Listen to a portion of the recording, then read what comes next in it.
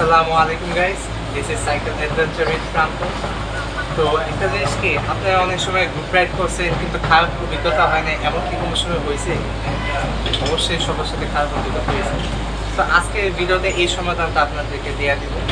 তো আজকে আমার কথা বলতে চাইতেছি কি, 4 ধরনের মানুষ যাদেরকে গ্রুপ রাইডে আপনারা অলওয়েজ ইগনোর করবেন। কে বলছে কথাটা? ইগনোর করবেন। So moving to the point, 1 নম্বর, মানে অনেক সাইকেলিস্ট দেখবেন যে দামি সাইকেল নিয়ে আসে, তাদের সামনে যদি আপনি ভুল করে একটু কম দামি সাইকেল নিয়ে যান, তারা প্রথমে আপনাকে আধা ঘন্টা পচানোর পর আপনাকে বুঝে কেন আপনার তার ক্রয় করা সেই সাইকেলটি কেনা উচিত। আমার সাথে এমন হয়েছে। সো আমি আমার অ্যাক্টিভিটি একবার গেছিলাম, সো একটা ছেলে অপারেটর রিকোয়েস্ট চালাইতেছি। সো তার সাইকেলটা একটু দামি ছিল, তা আমাকে ইচ্ছা মতো কিছু পজাইছে, পরে আমাকে বলছে যে এই সাইকেলটা অবশ্যই জিনিসটা আমাকে খারাপ লাগছে। তো moving to the point number 2, যে কিছু কিছু সাইক্লিস্ট আছে আপনার অতিরিক্ত বিচার দেয়, মানে কিছু মিলেই যায়, মানে গ্রুপ লিডারের কাছে চলে আসে যে হ্যাঁ এই করছে, ওই করছে, ওই করছে।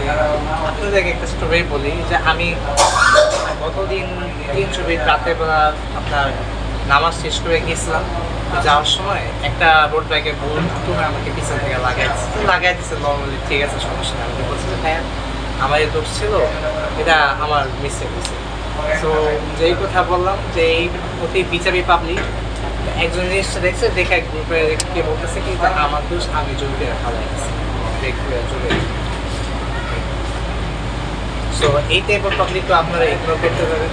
So moving to the point number 3, এমন সাইক্লিস্ট আপনার গ্রুপে আনবেন না অবশ্যই যারা টাকা পয়সা নিয়ে দেবেন। আমি অনেক এমন সাইক্লিস্টকে দেখছি যারা গ্রুপে ব্যবহৃত নিজের সাথে পর্যাপ্ত পরিমাণ টাকা রাখে।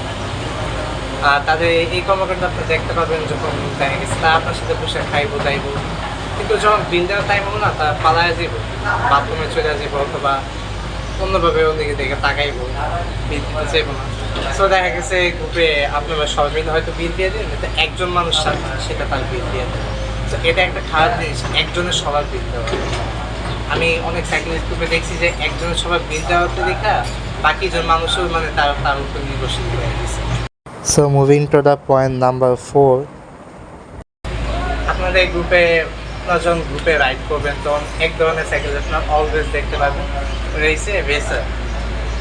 মানে গ্রুপ রাইডের নিয়ম কি, আপনার নিজ পক্ষে একটা সেফটি রেখা, নিজের সেফটি রেখা আপনার সিরিয়াল মেনটেন করবো, তাই তো গ্রুপ রাইডিং, তাই না?